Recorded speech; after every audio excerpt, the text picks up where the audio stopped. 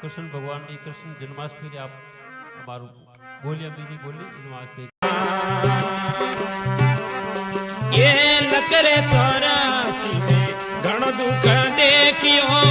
घर घर पशु अवतारो